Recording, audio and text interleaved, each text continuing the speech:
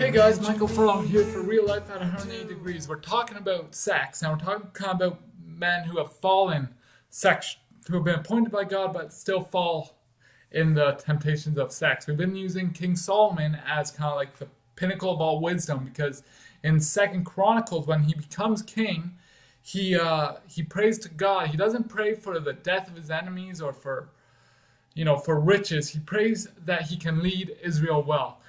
God replies to this in First Chronicles or Second Chronicles 1:11, and then in 12 he says, therefore, because you didn't ask for material things, he says, therefore wisdom and knowledge will be given to you.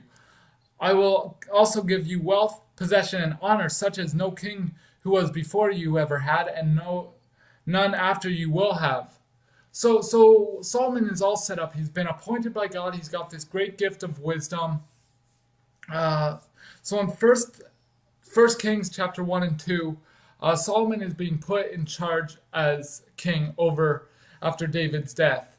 In First Kings 3, we hear similar, or it's the exact same recording of this prayer that Solomon makes. And then halfway through First Kings chapter 3, we hear the famous or the most popular ruling of his, where he tells two women that if they can't agree on who the mother of the child is, they cut the child in half, right? So he decides that whoever is more concerned about the welfare of the child than the ownership of the child will be deemed the mother of the child. So that's his first big ruling. In 1 Kings chapter 4, verses 29 to 34, it's a recount of Solomon's great wisdom in verses 30 and so chapter 4, verses 30 and 31 says, Solomon's wisdom was greater than the wisdom of all the people of the east, and greater than the wisdom of Egypt. And his fame spread to all the surrounding nations.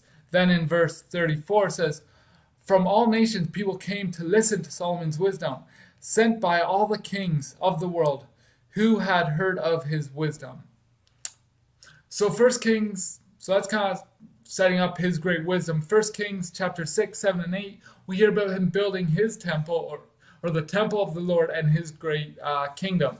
In chapter 9, God warns Solomon again about falling for the women, marrying women of other nations, that they'll lead him away from God. And in chapter 10, the queen of Sheba comes to test Solomon of his wisdom. So that's it. Leave a comment below. Tell me what you think. We'll finish off this story in the next video. Have a good day. Bye now.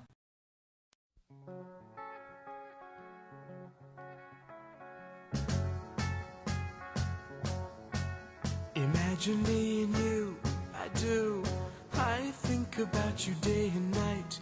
It's only right to think about the girl you love and hold her tight. So happy together.